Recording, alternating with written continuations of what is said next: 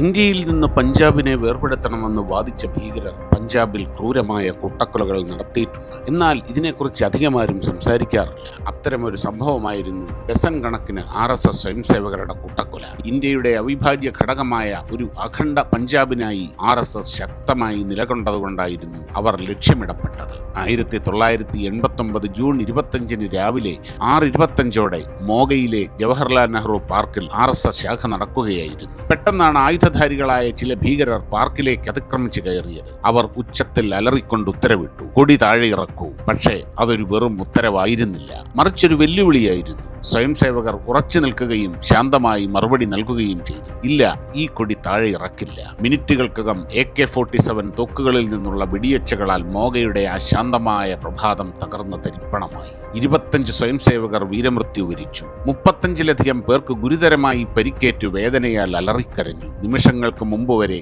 അച്ചടക്കത്തിന്റെയും ഐക്യത്തിന്റെയും ശബ്ദം മുഴങ്ങിയിരുന്ന ഒരു മൈതാനം ഇപ്പോൾ രക്തത്തിൽ കുതിർന്ന് മരണത്തിന്റെ നിശബ്ദതയിലുണ്ട്. എന്നിട്ടും ധീരതയും ധീരമായ നിലപാടുകളും ദൃഢനിശ്ചയവും അവിടെ അവസാനിച്ചില്ല.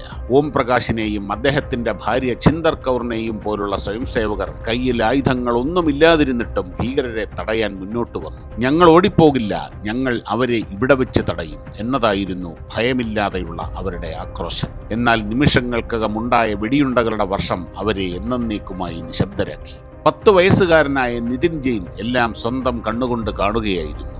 ആ നിഷ്കളങ്കതയിൽ അവൻ ഭീകരരുടെ പിന്നാലെ ഓടാൻ പോലും ശ്രമിച്ചു. എന്നാൽ ആരോ അവനെ പിടിച്ചു നിർത്തി സുരക്ഷിതമായി വീട്ടിലേക്ക് തിരിച്ചയച്ചു. ഒരുപക്ഷെ എന്നെങ്കിലും ഒരു നാൾ അവന് ഈ സത്യത്തിന് സാക്ഷിയാകാൻ വേണ്ടിയായിരിക്കാം. ഈ സംഭവം പഞ്ചാബിനെ മാത്രമല്ല, രാജ്യം മുഴുവനും ഉലച്ചു കളഞ്ഞു. എന്നാൽ അടുത്തതായി സംഭവിച്ചത് എല്ലാവരെയും അത്ഭുതപ്പെടുത്തുന്നതായിരുന്നു. തൊട്ടടുത്ത ദിവസം തന്നെ ഭയമില്ലാത്ത സ്വയംസേവകർ ശാഖ വീണ്ടും നടത്തുന്നതിനായി അവിടേക്ക് മടങ്ങിയെത്തി. ഏകദേശം 100ഓളം സ്വയംസേവകരാണ് തിരിച്ചെത്തിയത്. ഭയമില്ല, ഭീതിയുമില്ല, ഒരൊറ്റ സന്ദേശം മാത്രം: ഞങ്ങൾ ഒരിക്കലും തലകുനിക്കില്ല. ഹിന്ദുക്കളും സിഖുകാരും വേറെയാണെന്ന് ആരാണ് പറയുന്നത് എന്ന് അവർ ഒരുമിച്ച് പാടി. അത് വെറും ഒരു ഗാനം മാത്രമായിരുന്നില്ല, വെടിയുണ്ടകളെപ്പോലും തോൽപ്പിക്കാൻ തക്ക ശക്തമായ മറുപടിയായിരുന്നു അത്. 1990-ൽ മോഗയിലെ അതേ സ്ഥലത്ത് ഒരു രക്തസാക്ഷി സ്മാരകം നിർമ്മിക്കപ്പെട്ടു. ഇന്ന് ഇത് ഷഹീദി പാർക്ക് മോഗ എന്നറിയപ്പെടുന്നു. എല്ലാ വർഷവും ജൂൺ 25-ന് ശേഷമുള്ള ആദ്യത്തെ ഞായറാഴ്ച ആ രക്തസാക്ഷികളെ എല്ലാം അതീവ ആദരവോടെയും ബഹുമാനത്തോടെയും അവിടെ സ്മരിക്കുന്നു.